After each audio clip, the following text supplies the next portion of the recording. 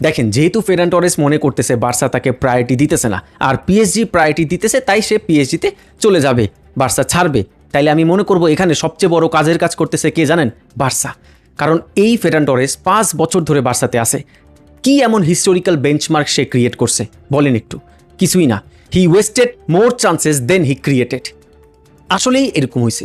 লেভেনডস্কি বুড়া হয়ে গেছে, ইনজুরিতে ছিল, সব কিছু মিলায় সে অনেক চান্স পাইছে, বাট সে কয়টা চান্স কীভাবে কেমনভাবে কাজে লাগাইছে সেটা আমরা সবাই ভালোভাবে জানি, তাই না?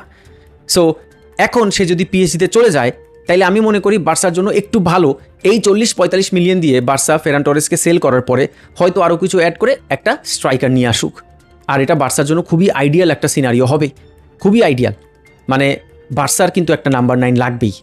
এখন আরেকটা ট্রান্সফার নিউজ হলো সেন্টার ব্যাক নিয়ে। বার্সা মোটামুটি ধরে নিছে তারা কোনো সেন্টার ব্যাক কিনবে না, যা আছে এই দিয়ে চলবে। আর কুটি রোমেরো বার্সার জন্য ওয়েট করবে না। কুটি রোমেরো এই জিনিসটা মোটামুটি ক্লিয়ারলি জানাই দিছে, মানে তার এজেন্টের থ্রুতে হয়তো এই জিনিসটা বের হয়েছে যে সে বার্সার জন্য ওয়েট করবে না। যদি ইন্টার মিলানের সাথে টটেনহামের ডিলগুলো মোটামুটি ফাইনালাইজ হয়ে যায়, সে ইন্টার মিলানে চলে যাচ্ছে।